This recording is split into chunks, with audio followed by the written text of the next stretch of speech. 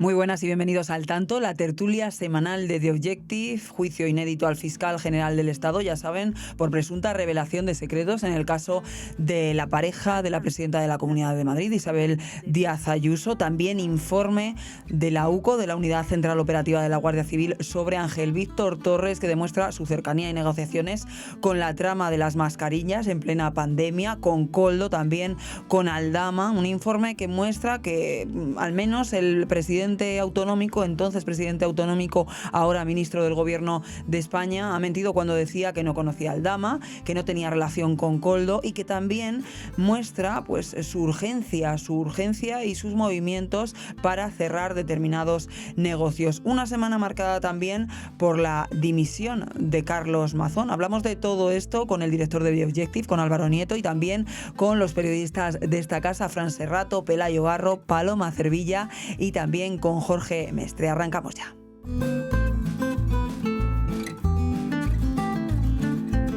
Álvaro Nieto, ¿qué tal? Muy buenas. Hola, Rocío, ¿cómo estamos? Hablamos de semanas intensas ya con una facilidad, pero es verdad que vivir en España, ser español, enterarte de las noticias se ha convertido ya, no sé si incluso puede estar hastiando un poco a los españoles y cabreándoles de más. Esta semana hemos comenzado con la situación en Valencia, dimisión de Carlos Mazón, veremos lo que ocurre allí, pero es que hemos empezado con dos cuestiones gravísimas, algo inédito, como es ese juicio al fiscal general del Estado, algo que nunca se había visto en la historia democrática de España, encima con su toga, que ahora lo comentaremos, y también ese informe de la UCO de Ángel Víctor Torres, con todo lo relacionado a la trama de las mascarillas.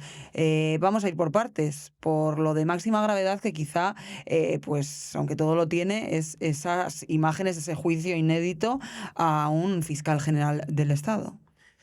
Sí, bueno, efectivamente, yo creo que tú tienes razón, ¿no? El caso es que estamos viendo cosas tan excepcionales que hay un momento en que la gente pues ya no les da importancia.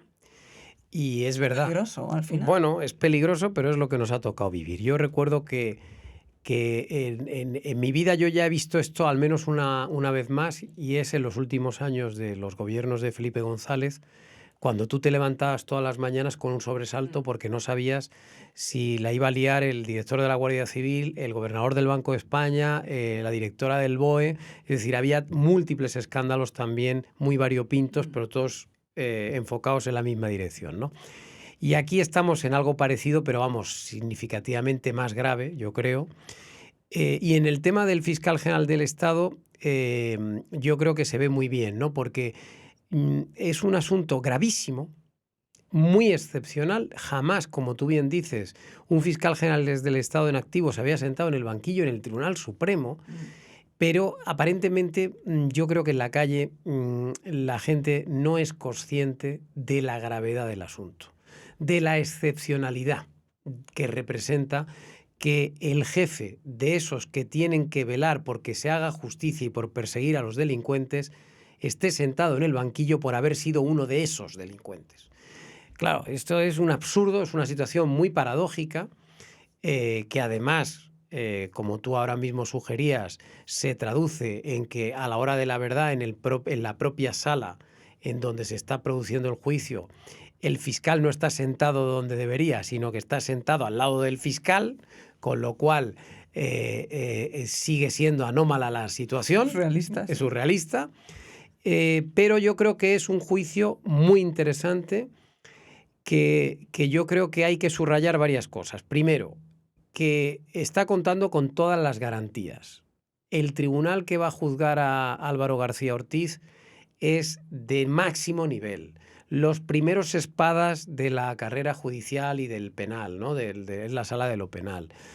Está Arrieta, está Marchena. En fin, yo creo que es incontestable que todo esto está haciéndose como se debe hacer, desde un punto de vista democrático. Y yo sé que está muy bien que diga el gobierno y sus satélites mediáticos que aquí no hay pruebas, que aquí no hay nada, que esto es un circo, que no sé qué. Bueno, que digan lo que quieran, pero en realidad se están siguiendo los cauces previstos. Y es verdad que no hay pruebas concluyentes que incriminen al fiscal general del Estado en un delito de revelación de secretos. pero es verdad que no hay esas pruebas porque las ha borrado.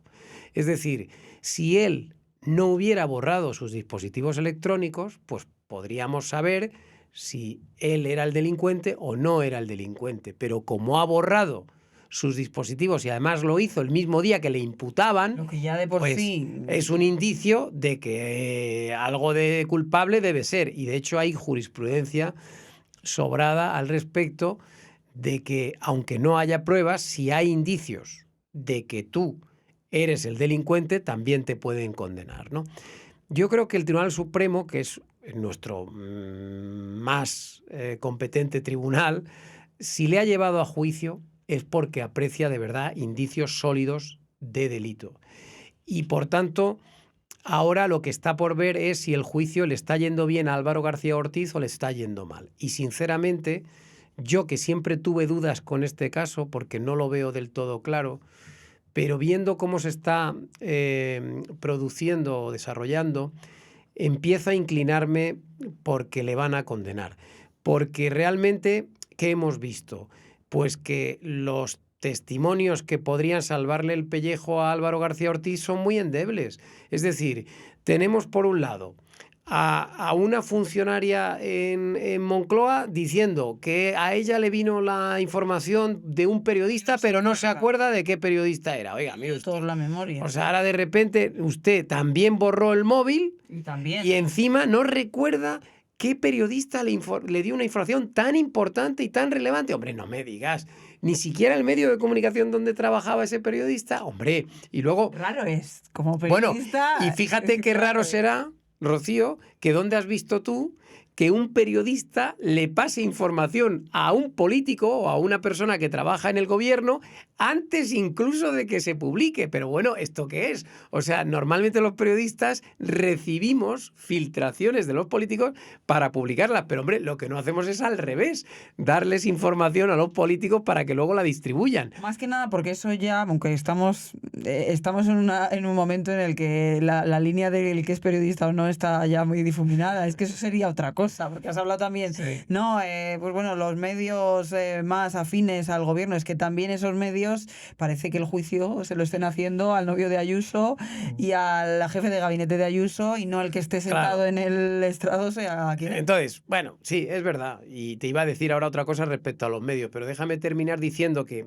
entre que han borrado los dispositivos, entre que algunos están diciendo en el juicio que no se acuerdan, que han perdido la memoria, que no sé qué, pues hombre, son las típicas respuestas que da uno cuando en realidad es culpable, porque si uno no tiene nada que esconder, pues contesta. Además. Bueno, no sé, cuando uno, yo que voy mucho a los juzgados, porque como director de periódico y como nos metemos en tantos charcos, pues me llaman continuamente a declarar, pues hombre, yo normalmente voy y no tengo nada que esconder. Entonces, bueno, pues si me preguntan, respondo. A mí lo que me parece muy llamativo es que esta gente que está inmersa en este tipo de delitos llegue y diga, pues no me acuerdo. ¿Cómo que no se acuerda? Pero vamos a ver, eso es ya bastante indicativo del grado de culpabilidad que hay detrás, ¿no? Y de que están tapándose las vergüenzas. Y luego respecto a los medios, también me parece, en fin, un poquito criticable lo que ha pasado con los periodistas que han ido a declarar, que en su mayoría han sido llamados por Álvaro García Ortiz para actuar de defensa, digamos, son testigos de la defensa. Y hombre, yo estoy de acuerdo con ellos en que no se pueden desvelar las fuentes ante un tribunal, en eso estoy completamente de acuerdo, eso es sagrado. Pero, hombre, creo que hemos visto algunos testimonios que han ido demasiado más allá. Es decir, una cosa es limitarte a contestar las preguntas de un tribunal o de un fiscal o de un abogado, y otra bien distinta es salir a decir ahí que tú estás convencido de que el fiscal es inocente. Oiga, mire usted, tú estás convencido de lo que quieras, pero tú como periodista, en fin, te deberías limitar a contestar las preguntas que se te hacen, no a hacer una especie de juicio de valor o de suposición respecto a si el juicio es justo o injusto. Es que se está confundiendo un poco la línea esa que te decía de labor. Dices, no, son los políticos los que te filtran o el periodista, pero es que ya... Entonces yo creo que aquí hay que los papeles están cambiando. Claro, yo creo que aquí lo mejor que deberíamos hacer todos es dejar trabajar a la justicia, dejar que los miembros del tribunal analicen cuando acabe todo esto lo que ha pasado elaboren su sentencia y nos la comuniquen. Y luego lo que habrá que hacer es acatarla, obviamente. Y espero que no haya políticos a los que se les ocurra decir que aquí ha habido lawfare o una maniobra política o lo que fuera. Porque si no ya sería el acabose. Y al fin de cuentas, ¿sabes qué te digo, Rocío? Que yo creo que le pueden condenar, pero que nadie se equivoque. Al final llegará Sánchez con un indulto o Pumpido para modificar la sentencia del Supremo en el Tribunal Constitucional. O sea que al final Álvaro García Ortiz no va a ir a la cárcel por mucho que le piden pena de cárcel, porque las partes, las acusaciones le están pidiendo penas y además cuantiosas, ¿eh? O sea que cuidado, que como le caiga una condena, a lo mejor tiene que pasarse algunos días en prisión. Y vamos, Álvaro, si te parece, con otro de los temas gravísimos de esta semana, ese informe de la UCO, de la Unidad Central Operativa de la Guardia Civil, sobre Ángel Víctor Torres cuando era actual ministro del Gobierno de España y en su etapa de presidente de Canarias. Todo lo relacionado con la trama. Él ha salido además airoso, ha querido salir el airoso, quiero decir, a hacer sus declaraciones diciendo que aquí no había pasado nada, que no se habla de prostitutas ni de cosas que... Y no sé si te parece, Álvaro, que él está demasiado tranquilo, ha celebrado antes de tiempo, que en el informe no cree que sea... Bueno, yo creo que estamos aquí una vez más en la batalla del relato. Es decir, aquí una vez más da igual lo que diga el informe de la UCO. Lo importante es lo que la gente crea que dice el informe de la UCO. Entonces, el gobierno, desde el minuto 1, ha salido, y Torres también en primera persona, a trasladar la sensación de que el ministro ha quedado exculpado. Y eso es lo que quieren imponer como relato. Pero la realidad no es esa. O sea, la realidad es que el informe es demoledor. Y yo sé que hay gente que esperaba más, tal, no sé qué. No nos equivoquemos. El informe es demoledor. Y voy a explicar por qué. Lo que pasa es que como está la batalla esta del relato, pues al final ha calado la idea de que Torres ha salido indemne, pero no. No, es que al final creo que si no te meten en la cárcel es que ya no le han metido en la cárcel directamente. Voy a explicar por qué el informe es demoledor. Primero, porque demuestra con pruebas concretísimas, audios y mensajes de WhatsApp, que el presidente por entonces de Canarias, Ángel Víctor Torres, se enfangó hasta el cuello por sacarle a la trama las castañas del fuego. Es decir, se implicó en primera persona en darles el contrato de las mascarillas, en que cobraran a tiempo y en que se les pagara cuanto antes y de manera urgente. Movilizó todos los recursos, a todo el personal disponible. Y Torres podrá decir, bueno, es que estábamos en pandemia, es que teníamos urgencia. No, mentira. Como se ha demostrado, Canarias tenía mascarillas de sobra en stock para aguantar varios meses, pero él impuso una emergencia y una urgencia completamente desproporcionada a la situación que se estaba viviendo en ese momento. Demostró o demuestra con sus mensajes un interés desmedido a favor de esta trama. Y sin embargo, con otros proveedores no hizo lo mismo. Por tanto, ahí ya vemos una implicación demasiado agudizada en beneficio de Aldama y de toda la trama. Segundo motivo que creo que justificaría la destitución inmediata de Torres, que como el informe de la UCO demuestra, él mismo da instrucciones y pone mensajes diciendo que se va a cargar a los funcionarios que están poniendo trabas o que han encontrado irregularidades en el expediente y en el contrato. Levanto por los aires, me cago en sus muertos, en un lenguaje además muy soez y fuera de lugar para un presidente autonómico. Pero lo importante no es el lenguaje, lo importante es que tenemos a un presidente autonómico diciendo que se va a cargar a gente que lo único que está haciendo es decir, ojo, que la calidad de las mascarillas no es la que nos están diciendo. Ojo, que el precio es más caro del que estábamos pagando. Ojo, que no necesitamos mascarillas tan rápido. Hombre, vamos a ver, o sea, que tienes funcionarios diciéndote esto y a ti te da igual y encima les amenazas o amenazas a alguien con que les vas a hacer pagar las consecuencias.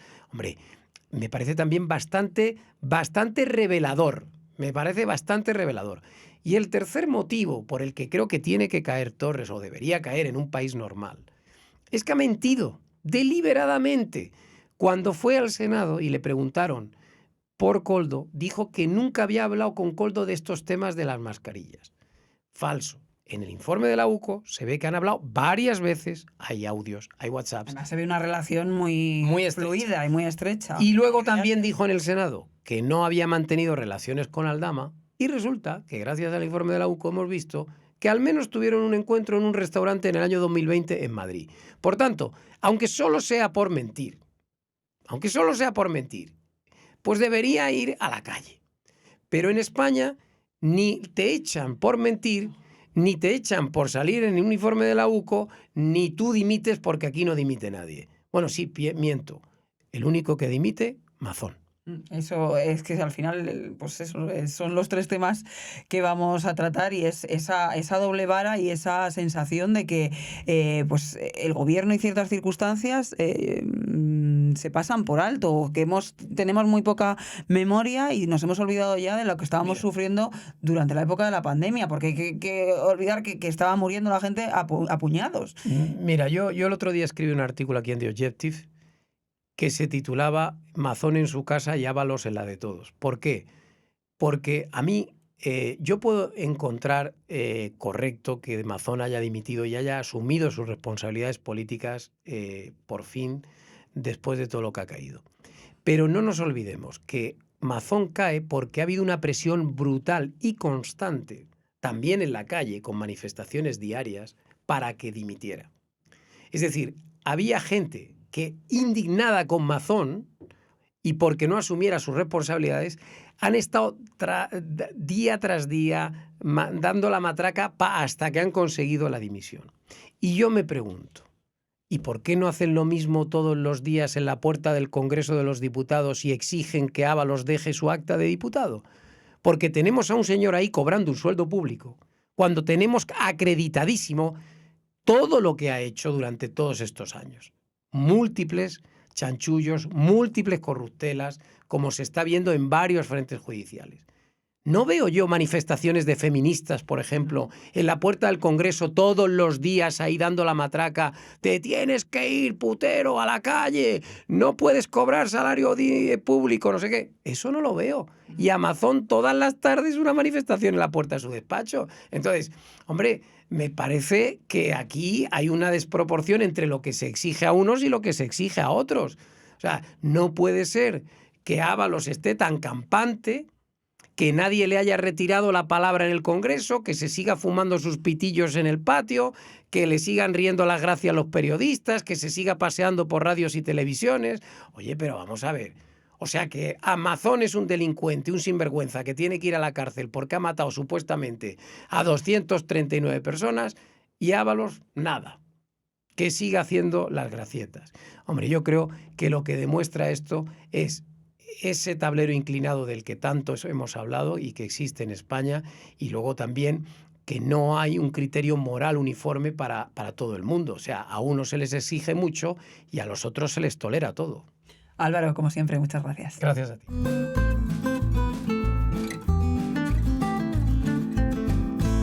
Fran Serrato, ¿qué tal? Muy buenas. Muy buenas, un placer de estar contigo de nuevo aquí. El placer es mío, Fran, porque menudas semanas estás teniendo de intensas en todos los perejiles, porque la verdad que el mundo judicial se ha convertido, ya lo dijimos al inicio de esta temporada, que iba a ser, pues bueno, prácticamente el día a día de la información de este país. Ya lo dije yo aquí en un podcast anterior, que quería pedir el cambio a cultura. Total. Recuerda. Eso hay que apuntarlo, lo tienen ustedes y hay que decírselo al jefe. Yo ahí donde hay patrón no manda marinero. Pero vamos a hablar porque por esta semana era un juicio, el comienzo, ¿no?, de un juicio clave al fiscal general del Estado. Hay que decir que, claro, es una imagen inédita, nunca vista antes. Han sido 3 sesiones, el juicio continúa la semana que viene, pero cuéntanos, ¿qué ha dado de sí esta semana? Pues efectivamente, Rocío, es un juicio histórico porque un fiscal general nunca antes ha sentado en democracia en el banquillo de los acusados.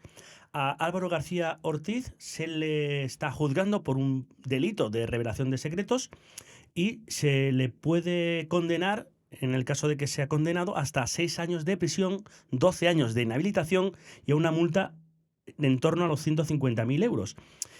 Todo comenzó en marzo de 2014, cuando hay una filtración de datos reservados del novio de la presidenta madrileña, Isabel Díaz Ayuso.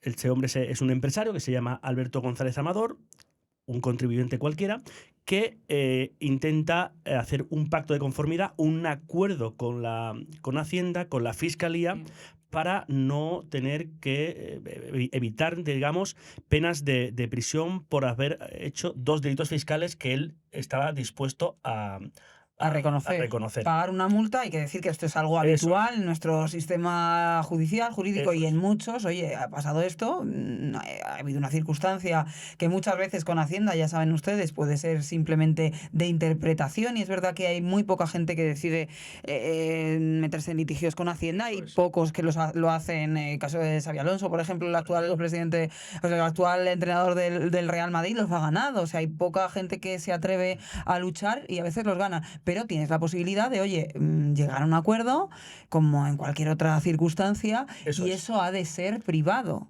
Totalmente. Entonces, esa filtración hizo que González Amador denunciara el asunto. Primero pasó por el Tribunal Superior de Justicia de Madrid y luego se hizo el Tribunal Superior de Justicia de Madrid una exposición razonada al Supremo, porque pensaba que había indicios de que el fiscal general podía estar detrás de esa revelación o esa filtración. El Supremo investigó el tema, lo llevó a juicio y ya ha habido 3 sesiones de las 6 previstas. La primera sesión fue el lunes, que hablaron básicamente diferentes fiscales. Ahí se vio la guerra interna que este procedimiento ha generado en el Ministerio Público, con fiscales alineados a favor de García Ortiz y fiscales reprochándole directamente a García Ortiz, al fiscal general, esa filtración, apuntando directamente a que fue él.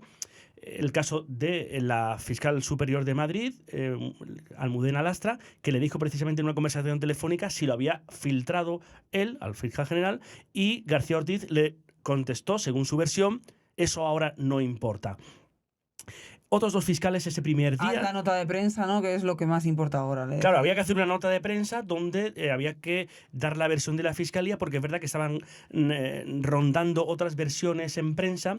Recordemos que el diario El Mundo publicó que había sido la Fiscalía quien había pedido o quien había ofrecido el pacto al novio de Ayuso, porque era una información que estaba poniendo en el mercado, según hemos podido saber en el juicio y también antes en la instrucción, Miguel Ángel Rodríguez, que sigue siendo el jefe de gabinete de Ayuso. Entonces, la Fiscalía tenía prisa por ver contrastar ese mensaje que estaba dando algunos medios. Y si, bueno, intentaban hacer una nota de prensa que dieron ese día 14 de marzo a las 10:30, en torno a las 10:30 de la mañana, donde también hubo un buen rifirrafe por ese tema de la nota. Eso lo supimos el martes en el juicio, con las declaraciones de Maredo, que es la jefa de gabinete o jefa de prensa de García Ortiz, diciendo que ella la nota de prensa la hizo en ciertas partes al dictado de García Ortiz, que era el que tenía los correos, porque ella nunca pudo acceder a ellas. Los correos, García Ortiz los tuvo en torno a las 11 de la noche del 13 de marzo, de la noche anterior, y lo que el juicio intentará demostrar es que García Ortiz lo envió a algún periodista. Va a ser complicado en las pruebas. ¿Por qué? Porque García Ortiz, recordemos, borró todos los mensajes de WhatsApp, de todas las aplicaciones de mensajería instantánea. La nota de prensa, sigo con la nota de prensa. Maredo se la manda al jefe de prensa de la Fiscalía de Madrid, y el jefe de prensa del fiscal de Madrid dice que eso no hay que sacarlo y que si se saca va a dimitir. Finalmente no lo hizo. Hay un rifirrafe también ahí. Por tanto, es una polémica que ha trascendido diferentes aspectos. Bueno, y el político también. Una de las personas que han declarado esta semana ha sido Lobato. Era la máxima representación del Partido Socialista en la Comunidad de Madrid, y mira dónde está ahora. Porque él, ha declarado, saben ustedes, él luego acudió al notario porque utilizó, digamos, esas informaciones en la Asamblea Regional, pero antes, hizo sus averiguaciones de, oye, ¿quién pasa esto? ¿De dónde sale esto? Eso sucedió el tercer día de sesión, este miércoles. Le preguntaron por qué no usó esa filtración, ese correo del novio de Ayuso, directamente Lobato, y él reconoció que no sabía el origen, que Sánchez Acera, la persona desde Moncloa que se lo había mandado, no supo decirle dónde estaba el origen y, por tanto, como no sabía si ese origen era legítimo, no lo utilizó. Como para demostrar que él tenía ese mensaje y para demostrar que había venido de donde había venido, Lobato fue a un notario, y esto le agregó bastantes problemas en el PSOE, hasta el punto de que tuvo que dejar el liderazgo de la Secretaría General del PSOE de Madrid. Sánchez Acera, que era la persona que le envió esta documentación, era entonces directora del director de presidencia, de Óscar López, y ahora es la número 2 del partido en Madrid, con Óscar López, por cierto, y asesora del ministerio de Óscar López. Sánchez Acera comunicó en el juicio que no recibió este documento, este correo electrónico del novio de Ayuso, de ningún fiscal, sino que lo hizo de un periodista, pero, casualidad, no recuerda el nombre ni el medio para el que trabaja, y tampoco puede comprobarlo porque cambió de móvil, o casualidad, como García Ortiz. Que con los dispositivos, que ajetreo tienen en poco tiempo sus señorías. La verdad que es un tema inédito, curioso, con una trascendencia política indudable por lo que supone.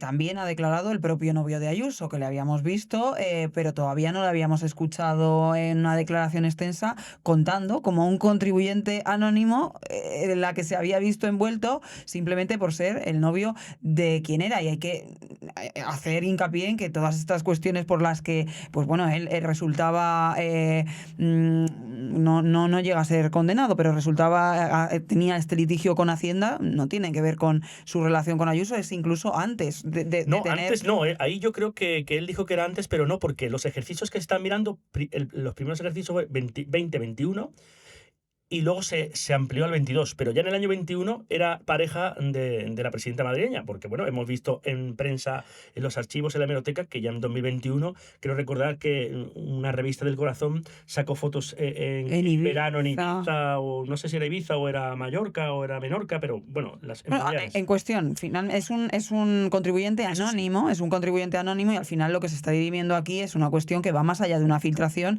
que tú trabajas en medios de comunicación, eres periodista, trabajas en tribunales, precisamente nos movemos con filtraciones de todo tipo, pero estamos hablando de algo más, de una revelación de secretos, de alguien que tiene que proteger, no sé, estamos hablando del fiscal general del Estado, una de las máximas responsabilidades de... El martes, la segunda sesión, fue el esperado careo entre González Amador y el fiscal general, entre García Ortiz. Y ahí el novio de Ayuso fue muy directo y le dijo a García Ortiz que la había matado públicamente, y que a partir de su supuesta filtración, porque no hay que darla por sentado, no lo sabemos hasta que el juicio termine y se le condene o se le absuelva, le dijo que bueno, que esa filtración la había matado públicamente, repito, y que a partir de entonces empezó a ser considerado en todos los medios, en toda España. Bueno, es que hasta el propio presidente del gobierno le llamaba defraudador confeso. Entonces eso la verdad que es una situación bastante sorprendente e inédita, y que bueno, veremos a ver en qué queda todo esto. También preguntarte, llama la atención el atuendo, ¿no?, del fiscal. Es su atuendo habitual, pero no sé si en esta circunstancia, cuando el juicio es hacia él, debería vestir... Sí, porque normal. Está procesado y al final se sienta en el estrado junto a los fiscales y con toga. Por tanto, ha llamado la atención bastante. También llamó la atención, que quería decirlo, las palabras finales de González Amador, o me voy de España o me suicido. Y también hay que destacar pues el paso de diferentes periodistas en la tercera sesión del juicio. Algunos de ellos dijeron que se estaban convencidos de que el fiscal general, de que García Ortiz era inocente, porque su fuente era otra. Lo que pasa que por secreto profesional no podía revelar su fuente. Fran, ya para finalizar, ¿cuánto queda de este juicio? ¿Cuánta gente queda por declarar? Sé que había muchísimos testigos. ¿Cuándo vamos a poder ver la declaración más extensa del fiscal general del Estado? Y si se prevé que antes de Navidad se tenga una decisión. Pues en la próxima semana, el martes, se retoman el juicio.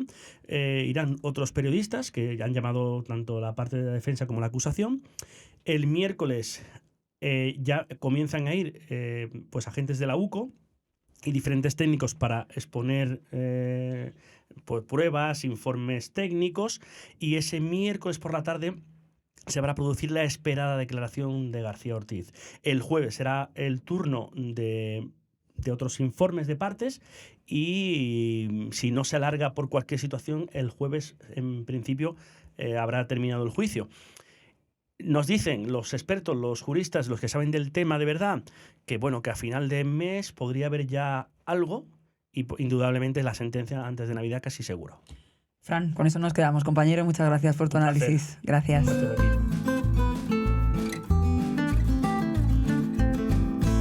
Pelayo Barro, ¿qué tal? Muy buenas. Muy buenas. ¿Qué tal? ¿Cómo estás, compañero? Muy bien, muy bien. Semanas de informes atareados, ¿no? Atareados.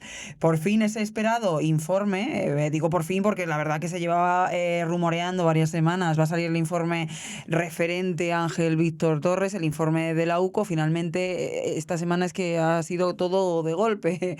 Dimisión de Mazón, juicio del fiscal general del Estado y precisamente ese informe, ese esperado informe que muestra esa relación que mantenía el que era en su día presidente del gobierno canario, Ángel Víctor Torres, actual ministro del gobierno de España, pues con la trama de la que llevamos hablando todo este tiempo, y sobre todo esa relación con Koldo, con Aldama y en todo el entramado para conseguir mascarillas, ya saben, en plena pandemia. Dentro de todo lo que has ido leyendo del informe, has ido publicando, pues bueno, ya hemos perdido la cuenta de las piezas que has ido publicando, analizando exhaustivamente ese informe. ¿Con qué te quedas?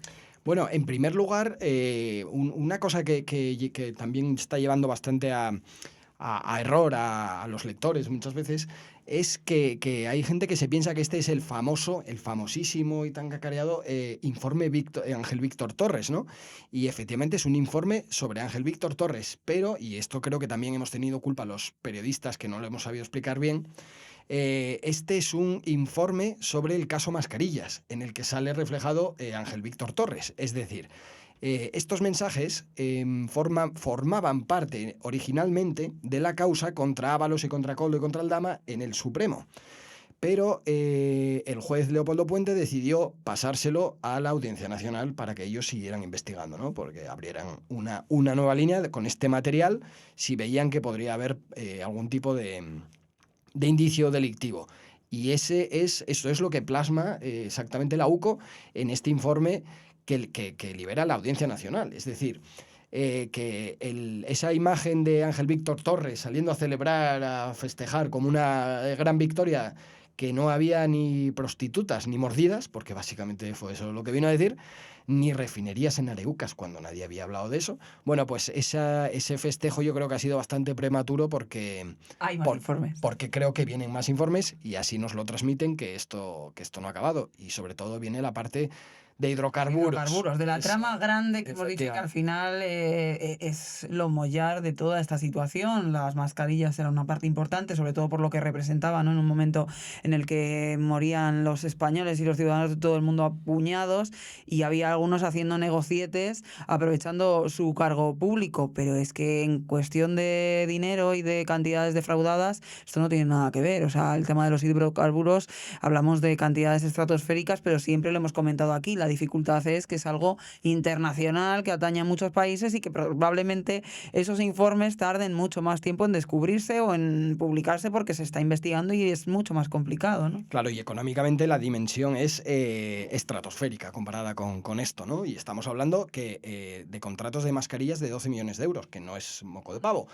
Pero, sin embargo, políticamente aquí hay un componente que creo que no tiene los hidrocarburos, porque al final los hidrocarburos es un negocio, ¿no? El negociete, la corruptela, la corrupción a gran escala, si queremos.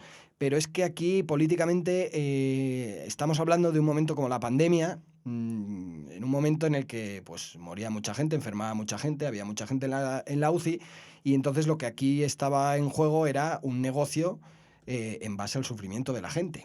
¿Por qué digo esto? Porque Ángel Víctor Torres nos ha dicho el otro día en su declaración que, bueno, que el gobierno canario lo único, y él personalmente lo único que hacía en ese momento era velar porque los canarios tuvieran unas mascarillas, un material sanitario suficiente, sus propios sanitarios estuvieran protegidos frente al virus, que no hubiera más problemas en eso y él mismo presumía de que la mortalidad en Canarias fue muy baja y que la gestión estaba muy bien, ¿no? Entonces, cuando uno lee este informe, se da cuenta de lo que decían los técnicos de Torres en ese momento, ¿no? Cuando les plantean esa oferta de 12 millones por unas mascarillas. Lo primero que dicen es que son muy caras. Son más caras de las que venían comprando hasta ese momento. Las estaban comprando a 1,89 euros y las pasan a comprar a 2,5 euros.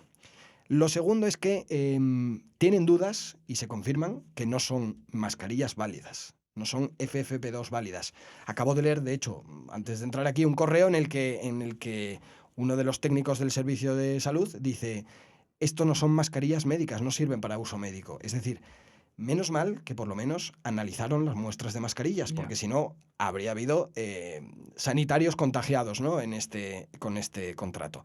Es decir, lo que estamos viendo es cómo se aceleró toda la maquinaria de contratación del gobierno canario para otorgarles un contrato a toda prisa a Aldama, a sus socios, a Koldo y, por lo que sabemos también ahora, parece ser, presuntamente, a José Luis Ábalos, que era quien también movía los hilos por detrás. Claro, Ángel Víctor Torres ha salido, como decías, prácticamente a celebrar que, bueno, pues que no hay ninguna concreción, que no hay ninguna de las cosas pues de prostitutas, y además que, bueno, que más o menos se siente airoso un poco con las cosas que han salido, pero éticamente hablamos de esto y hablamos además de un lenguaje que tenía el ahora ministro, entonces presidente canario, para con su propio personal, le levanto por los aires, o sea, unos comentarios, además de una relación directa con Koldo, que la había negado, pero que se ve que tenían, es una de esas mentiras, ¿no? También se ve que tenían una relación bastante fluida.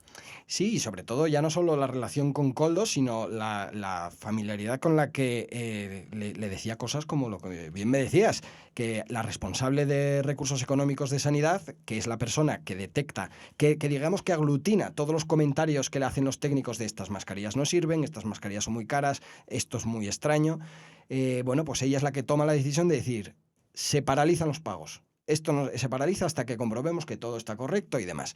Entonces, claro, ahí es que el momento en el que Torres se pone extremadamente nervioso y se tira semanas pues diciendo de todo de esta mujer, ¿no? Diciendo textualmente: me voy a cagar en los muertos de esta señora, la voy a levantar por los aires o lo soluciona. O sea, es decir, una serie de cosas que, bueno, pues un presidente... o sea, parece que estaba defendiendo los intereses empresariales de Soluciones de Gestión, ¿no? Sí, porque más que los intereses de los propios canarios. Claro, porque lo que nos quieren ahora decir es que ese nerviosismo que tenía Ángel Víctor Torres en julio o en mayo, cuando enviaba esos mensajes urgiendo a que se solucionara y a que había que conseguir esas mascarillas, era porque los canarios necesitaban mascarillas.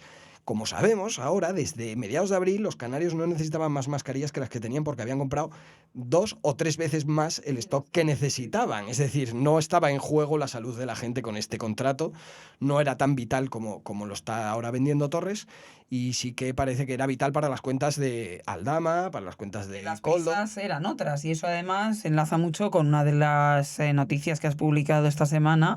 Torres infló en $500,000 el coste de las mascarillas minutos después de contratarlas. Es que, claro, ¿para quién era el interés?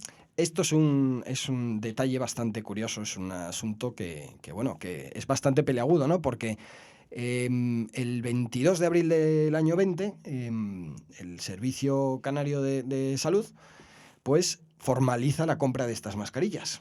La formaliza a las 18:04 de la tarde, ¿vale?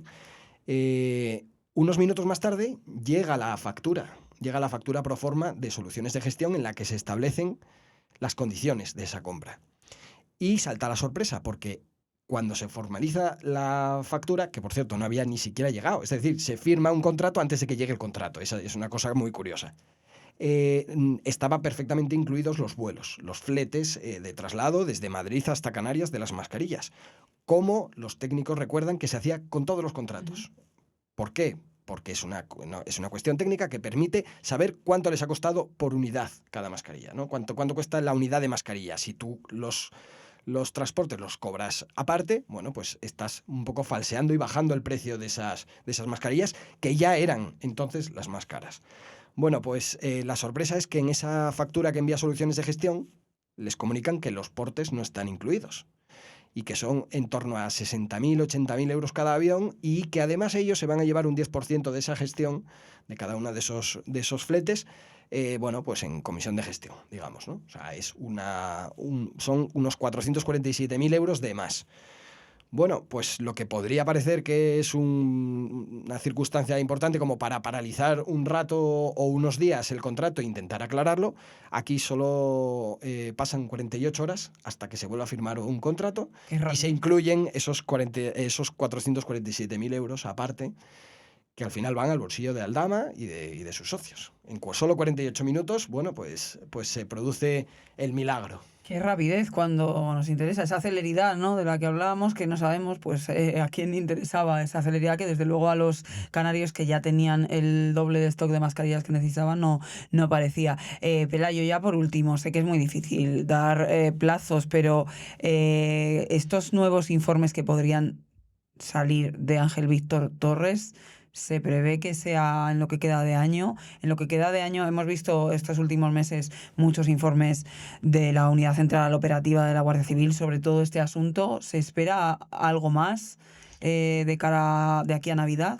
Yo es que no suelo dar fechas porque primero las desconozco. Claro. Estimaciones, pues no me fío porque al final ciertamente Sí. hay quien te puede hacer estimaciones, pero la propia UCO no es quien hace las estimaciones, no es quien dice, mira, dentro de un mes va a salir un informe, Al final esto es un poco el teléfono escacharrado que va pues de la UCO a las partes, en los juzgados se habla, viene, parece que sí. Entonces, hasta que ese informe no llega a manos del juez, ahí es cuando ya sabemos si queda una semana, si queda menos, ahí sabemos que es inminente. Pero ahora mismo el juez no tiene entregado nada por parte de la UCO, por lo tanto, podría ser que llegara algo importante antes de final de año, como podría ser que no, como podría ser las... Sí, sabemos que la UCO sigue investigando, porque tiene una cantidad de material brutal. Tiene una cantidad de trabajo por encima, una cantidad de plancha, como se suele decir, que no se la esperan ni se la creen, porque es que tienen por delante el caso hidrocarburos, que es, nos decían que es una de las mayores barbaridades de datos y de trabajo con la que se han enfrentado. O sea, tienen declaraciones de patrimonio que analizar, tienen que buscar patrimonio de investigados fuera de España. Es decir, es increíble la cantidad de trabajo que tienen, y de hecho, como contamos aquí en The Objective, en verano pidieron un refuerzo de agentes especializados en cuestiones económicas que tuvieran pues cierto conocimiento en tramas de blanqueo de dinero, incluso de compraventa de joyas. Había ahí una serie de agentes que ellos pidieron ese refuerzo porque es que necesitaban gente capaz de analizar papeles económicos y analizar cuentas, ¿no? En un primer momento se les denegó, como contamos, y poquito después de una intensa polvareda que se levantó con nuestra noticia, pues Interior tuvo a bien concederles ese refuerzo, y sabemos que ahora hay bastante más de un centenar de agentes trabajando en todo esto. Pues veremos, también mucha plancha para ti, por lo que luego te corresponda. Gracias, Pelayo, como siempre. Gracias.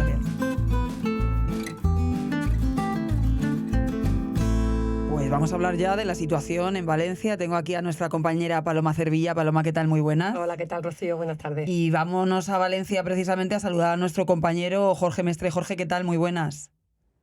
Buenas tardes a vosotras dos, Rocío. ¿Qué tal? Jorge y Paloma, que nos van a contar un poco cómo está la situación dentro del Partido Popular, dentro del futuro de la Comunidad Valenciana. Ya saben, después del funeral por las víctimas de la Dana de la semana pasada, todo lo que se pudo vivir ahí, pues bueno, la situación y los acontecimientos se han ido precipitando, y arrancábamos la semana con esa dimisión de Carlos Mazón, esa comparecencia en la que Carlos Mazón dimitía de sus cargos, se quedaba en función funciones, se quedaba en funciones, pero claro, la duda es qué va a ocurrir ahora. Han empezado unas arduas negociaciones entre Vox y el Partido Popular, porque lo que dejó claro Mazón, además de que dejaba su cargo, es que no iba a convocar elecciones. Empiezo por ti, Jorge, desde Valencia, que has ido contando un poco la situación. ¿Qué va a ocurrir ahora? Casi minuto y resultado, me atrevo a preguntarte. Bueno, pues yo te diría que a pesar de que nos están dando por hecho que el acuerdo puede producirse en cualquier momento, yo creo, es decir, que las cosas pueden saltar por los aires tal como estaba previsto, o sea, no la división del presidente Mazón, el presidente en funciones, porque ya dimitió el pasado lunes, pero sí un poco en cuanto a la hoja de ruta que estaba marcada, y otra vez es por la juez de Catarroja, porque el hecho que de ayer de haber bueno, pues emitido esta resolución en la que pedía que Juan Francisco Pérez Llorca, que es el candidato a sustituir a Mazón, que es a su vez secretario general del partido y portavoz del Partido Popular, el Grupo Popular, en las Cortes Valencianas, pues ha sido llamado a declarar como testigo en el juicio, bueno, en la instrucción de la Dana. Y eso pues ha generado serias dudas y mucho temor en las filas populares valencianas, imagino que también en la dirección nacional, pues porque, claro, el fantasma de la Dana se lo quieren quitar. Se pensaba en que cambiando, digamos, con la marcha de Mazón esto podía ser posible porque era el máximo responsable autonómico, pero claro, dado que la juez no ha puesto fecha y hora a la citación, pues está todo ahora un poco en el aire, porque claro, o sea, la investidura fuese, pongamos por caso, no sé, en 30 días, y esta señora le pidiese que compareciera en 45, pues claro, sería el primer presidente de la Generalitat, porque Mazón no lo hizo, en declarar en calidad de testigo. O sea, esto sería un auténtico escándalo. Y con lo cual, una vez más, lo que sí que quiero insistir, como pasó en la Gürtel, como pasó en otros tantos juicios, pues la justicia es la que está marcando la hoja de ruta de la política, en este caso valenciana. Bueno, la Gürtel también fue la justicia, ¿no? Voy a darle paso también a Paloma, que la tengo aquí a mi lado. Paloma, ¿cómo se está viviendo esto en el Partido Popular? Finalmente, bueno, pues fue tras una conversación con Feijóo cuando se precipitó, ¿no?, esa decisión. Mazón ya le dijo, mira, no puedo más. ¿Cómo se está viviendo en Génova? Bueno, pues mira, yo creo que en Génova hay un hermetismo absoluto sobre las conversaciones que están ahora mismo en marcha, como bien dice Jorge, que es en Valencia, pero la verdad que por primera vez la Dirección Nacional está pues pilotando, ¿no? Se puede decir un poco, o ha sido la que ha dado el pistoletazo de salida de la negociación con esa conversación entre Feijóo y el presidente de Vox. Yo he de decir que esta mañana he intentado hablar con la Dirección Nacional para que me dijeran qué le parecía, ¿no?, esta situación judicial que se plantea ahora con el secretario general del PP en Valencia, que podría ser el sucesor de Mazón. Y la verdad que estoy esperando todavía que me respondan. Debo decirlo que es así. He preguntado y el hermetismo es absoluto, porque yo creo que la negociación de Valencia no es solamente Valencia, es una negociación que afecta a otras comunidades autónomas. Abascal no va a regalar a Valencia a cambio de absolutamente nada, todos lo sabemos que la política es así. Aragón está pendiente de los presupuestos.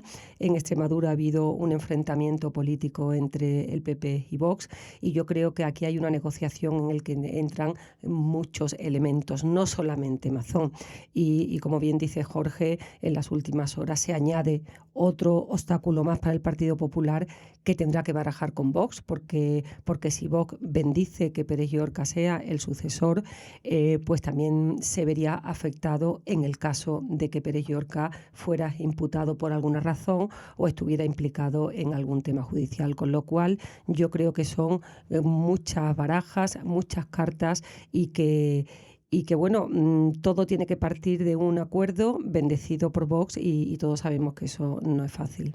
Al final es, bueno, pues todo pura estrategia y como dices, muchas cuestiones encima de la mesa. También están esas futuras elecciones en Extremadura. Es que hasta que no se diriman esas cuestiones es posible que no sepamos nada. Incluso la cuestión nacional que siempre se plantea en el aire, la circunstancia de la política nacional. Jorge, tú has publicado en The Objective que también había un temor en el Partido Popular de que Vox pidiese la alcaldía de Valencia a cambio de apoyar a Catalá, ¿no?, en la Comunidad Valenciana.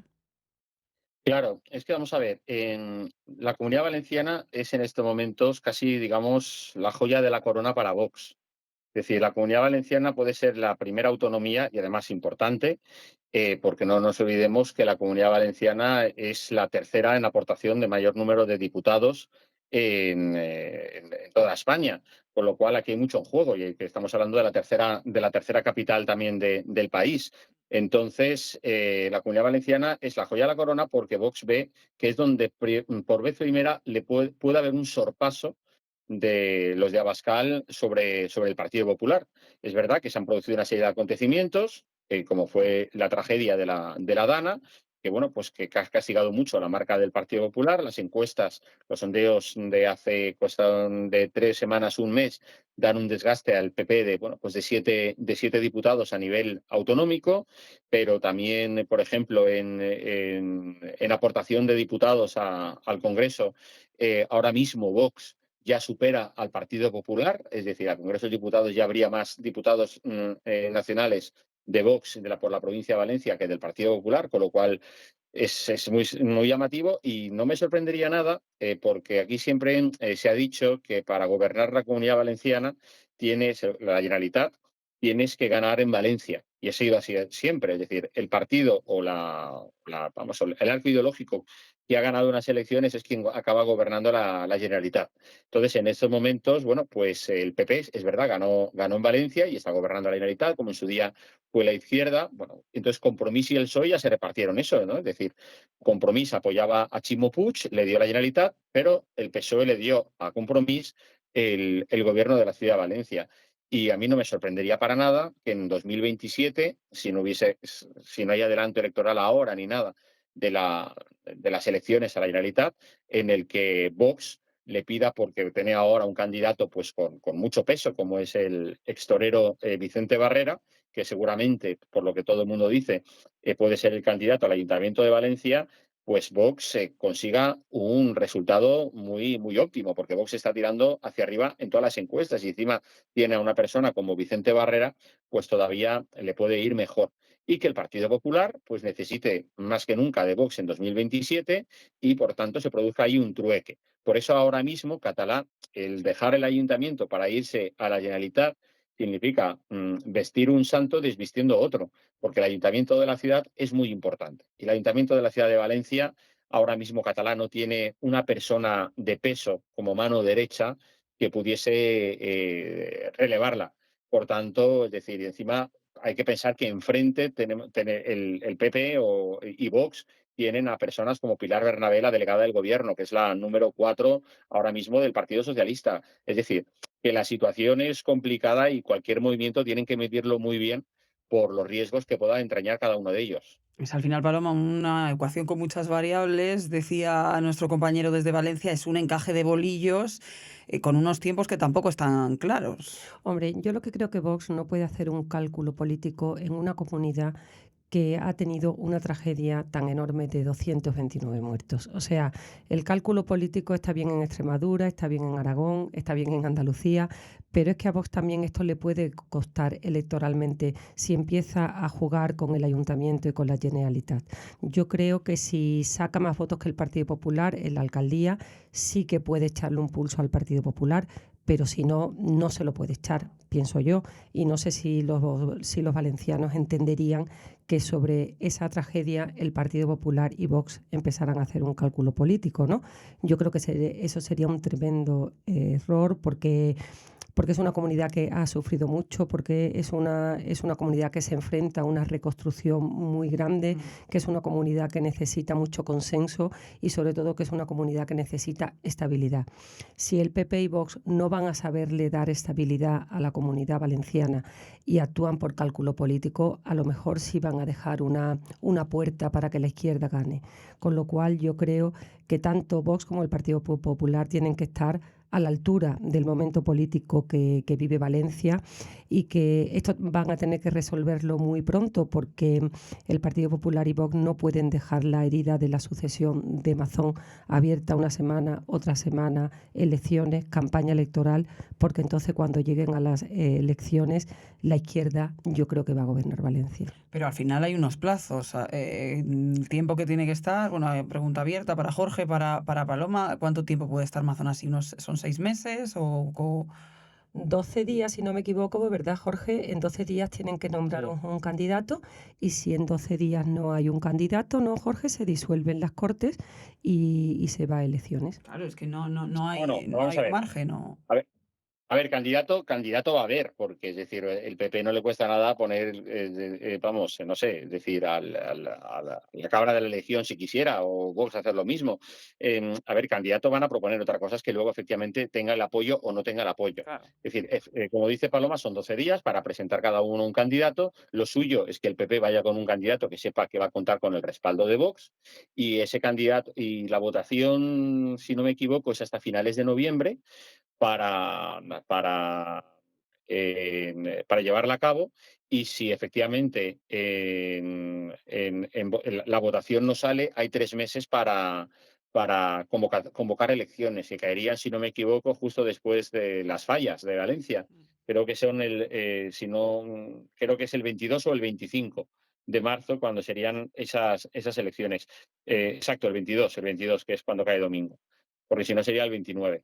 Y en esos márgenes se está moviendo. O sea, yo sí que creo que va a haber un acuerdo, pero yo no sé si va a ser el acuerdo que Génova deseaba o no. Esa es otra de las cuestiones, porque no olvidemos que Carlos Mazón ha dimitido de presidente de la Generalitat Valenciana, pero no ha dimitido como presidente del Partido Popular, con lo cual sigue teniendo él la llave del castillo, como aquel que dice, ¿no? Del partido, y por tanto para convocar congreso o lo que sea necesario. La situación más catastrófica podría ser en que Carlos Mazón se empeñase en que fuese Juan Francisco Pérez Llorca su sustituto frente a esa candidatura que se ha hablado de María José Catalá, apoyada por Génova, y que se buscase un tercero una alternativa a cualquiera de estos dos, que yo ahora mismo no la descarto después de los últimos movimientos judiciales, porque desde el PP lo que más miedo tienen es que después de Juan Francisco Pérez Llorca venga otra vez el tema de la DANA, la gestión de la DANA, se le quiera vincular a él con Mazón, que la DANA, y al final el fantasma de la DANA te persigue hasta Es que 2027. eso lo va a seguir Si cogiese- utilizando el Partido Socialista, probablemente, claro, en esa Hombre, situación. yo creo que no es tan claro que Génova tenga un candidato. Yo creo que Génova lo que quiere es solventar esta cuestión y que es una sucesión que no se va a hacer en los términos políticos y de vida interna de un partido que hemos vivido siempre, que hay una pugna, que la dirección a lo mejor plantea uno, que la dirección regional plantea otro. Es que esto va más allá de una pugna interna en un partido.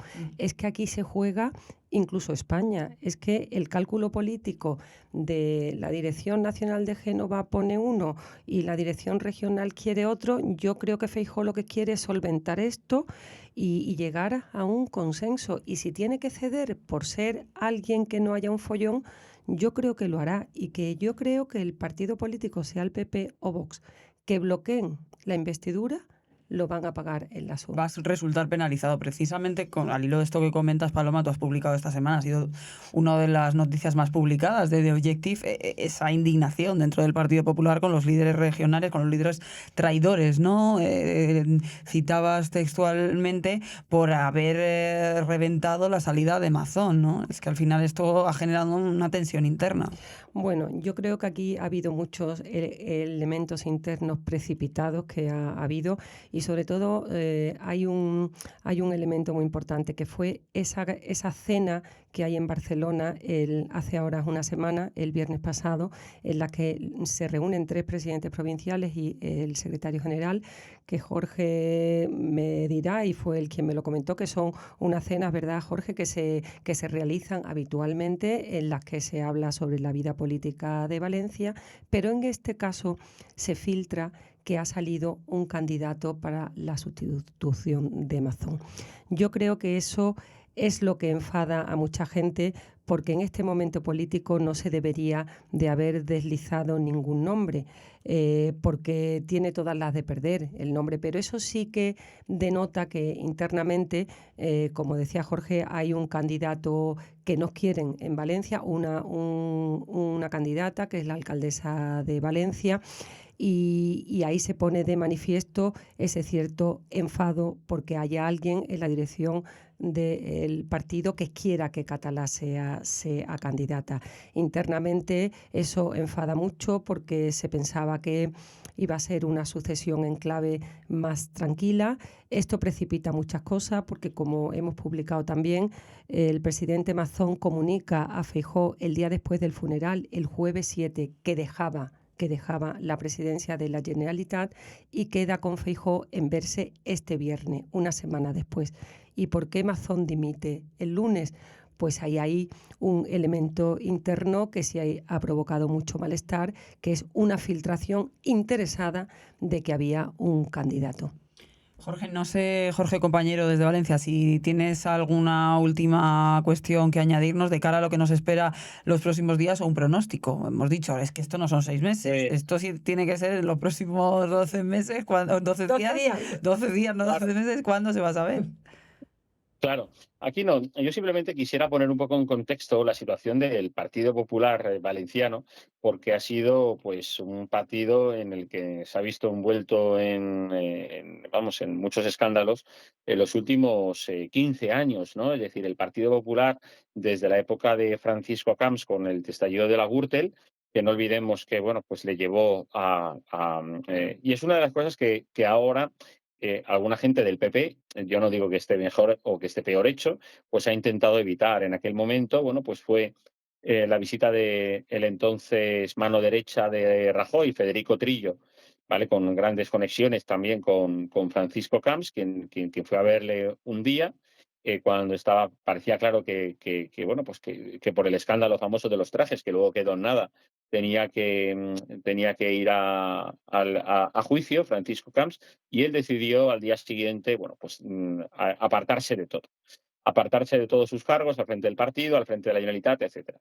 Pero en aquel momento se inició una década, un lustro ominoso para el Partido Popular, porque entonces llegó Alberto Fabra, llegó, digamos, en paracaídas, y desde luego fue una época muy mala para el Partido Popular, donde además el discurso del Partido Popular era un discurso muy mimético con las peticiones de la izquierda, las famosas líneas rojas, es decir, que con una imputación había que apartar a los políticos, es decir, fue también la época en la que se castigó a Rita Barberá injustamente, incluso, bueno, eso se lo han recordado a María José Catalá esta semana, es decir, que ella fue una de las personas que aprobó como parlamentaria en las Cortes Valencianas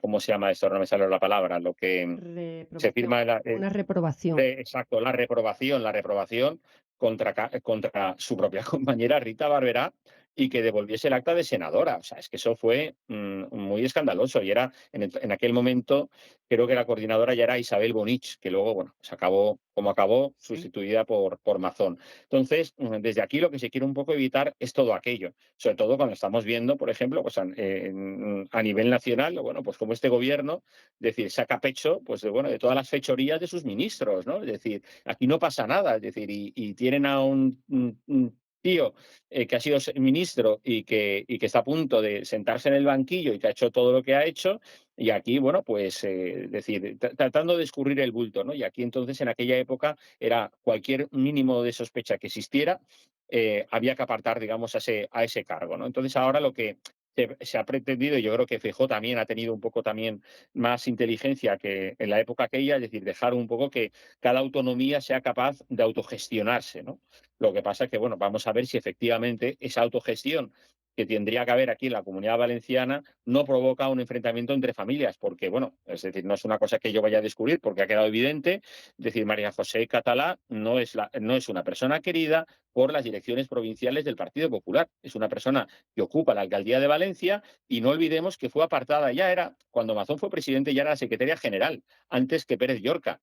Lo que pasa es que, bueno, le hicieron la envolvente y para que se centrase en Valencia fue una especie de pacto, es decir, nosotros no nos metemos con la gobernabilidad de Valencia, pero tú te tienes que salir digamos, de la dirección del PP a nivel Comunidad Valenciana. Yo creo que ahora estos días Catalá se está acordando porque ella ha levantado la mano y en algún sitio ha dejado entrever que ella tenía que haber participado de la reunión famosa a la que hacía mención antes Paloma, de los tres de secretario general y los 3 presidentes provinciales. Porque si Catalá hubiera seguido siendo secretaria general, pues posiblemente vamos, esa reunión hubiera acabado de otra manera.